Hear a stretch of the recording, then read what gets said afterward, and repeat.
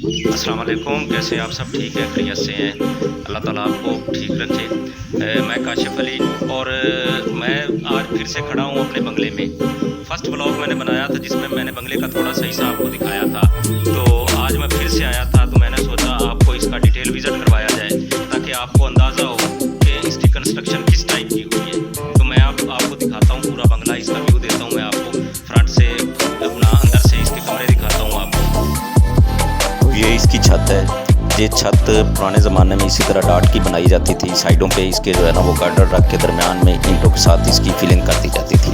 और ये हैं जी ईंटें। इस साइज़ की ईंटें अब आपको पाकिस्तान में कहीं से नहीं मिलेंगी। ये उनका ब्रिटिश गवर्नमेंट का अपना एक स्टैंडर्ड साइज़ होता था। वो खुद ही अपने भट्ठे लगाते थे और ख़ुद ही ये ईंटें तैयार करते थे। और इसके अंदर जो मोटर इस्तेमाल किया गया है वो अपना मसर की दाल और चूने को मिक्स करके उसका पेस्ट बनाया गया था, उसके साथ इसकी चुनाई की गई है। और अब भी इसकी मजबूती जो है ना वो बिल्कुल ठीक है, यानी वो अपना जो है ना इतना टाइम गुजरने के बाद भी ईंटों ने एक दूसरे को नहीं छोड़ा। और प्लस्तर भी पुराने ज़माने में इसी मोटर का किया जाता था। इसकी फिलिंग वगैरह भी इसी मोटर के साथ की गई है और बिल्कुल ठीक खड़ी है। इसकी बाद में जो है ना इसके ऊपर कोई सीमेंट का पेस्ट इस्तेमाल नहीं किया गया।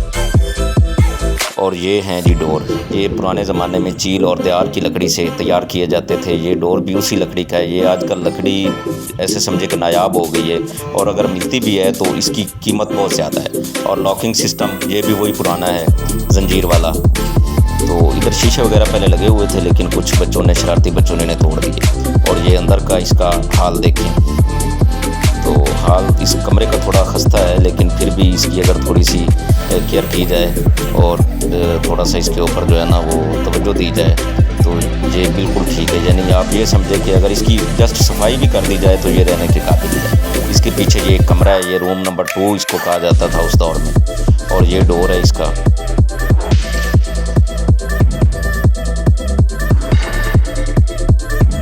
इसके बाद ये इसकी साइडों पे देखें आप जी, ये बिल्कुल माशाल्लाह से ठीक खड़े हैं।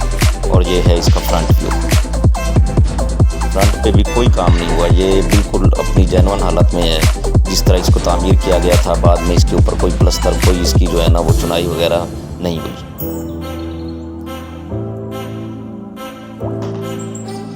इसके सामने ये ग्रासी प्लाट है और ये है एक चबूतरा टाइप आप इसको कह सकते हैं।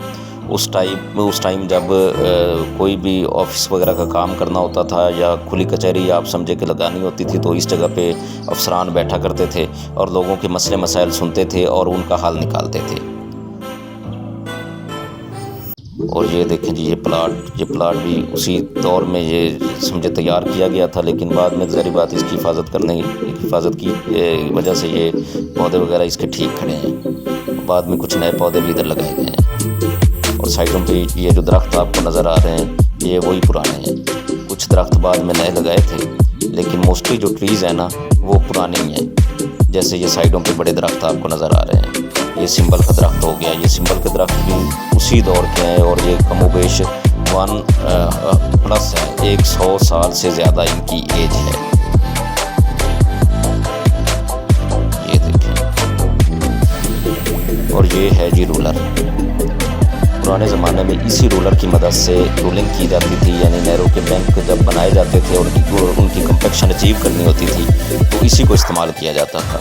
ये जानवरों के पीछे या फिर इंसानों के पीछे इसको जो है ना धकेला जाता था, उनकी मदद से तो इसके साथ ही कंपैक्शन अचीव होती थी। अब भी ये काबिल इस्तेमाल है, यानी अगर अब भी इसको इस्तेमाल किया जाए तो ये अपना काम करता है लेकिन अब इसको इस्तेमाल नहीं किया जा रहा। ये साइडों पे जो शेड आपको नज़र आ रहे हैं खिड़कियों के, ये वही पुराने हैं। इनकी भी जो है ना वो कोई बाद में ना कोई इसको नए सिरे से बनाया गया है ना इनकी मुरम्मत हुई है। ये बिल्कुल उसी जेन्युइन हालत में खड़े हैं। खिड़कियाँ देखिए, ये है इसका साइड व्यू, उसके डोर। और ये है जी इसका फ्रंट व्यू।